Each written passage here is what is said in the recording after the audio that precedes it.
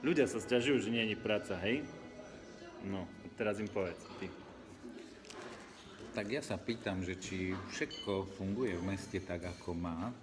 Každá lampa, či svieti, či všetky cesty sú bez dier, či všetky parky sú upravené, či v každej reštaurácii vás tak obslúžia, že lepšie si to už ani neviete predstaviť. Tu dobre, ne? Halmy. Tu je to dobre, ale väčšinou si to viem ešte lepšie predstaviť. Ty máš inú fantáziu, jak by si to predstavoval? Úslužnosť, ale nie vtieravosť a tak.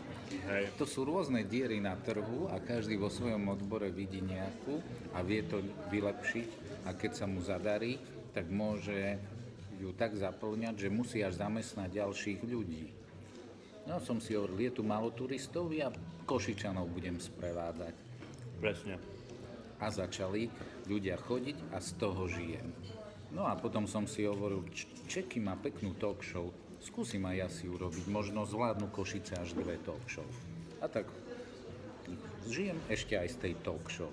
Takže keď niekto chce, môže svoj nápad tak spraviť, že bude výnosný nielen pre neho. Bardzo dobré tu tie guľky, musím odporúčať.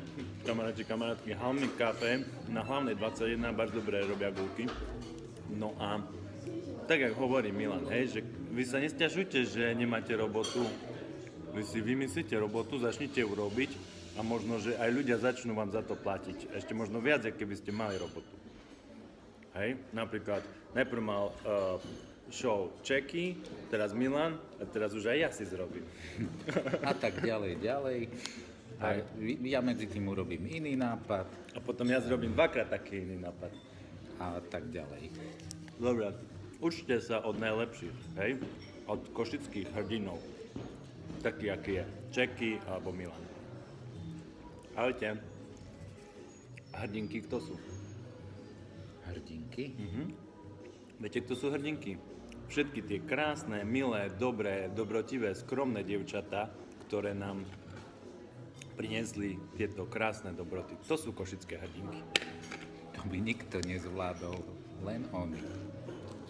Bo majú dobré srdce. Nevadí, niekedy ani nie sú z Košic.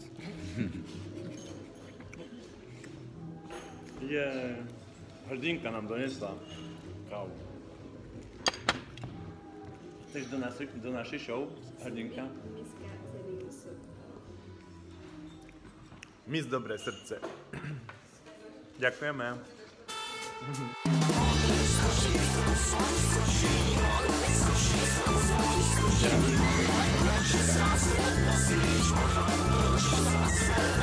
Wow!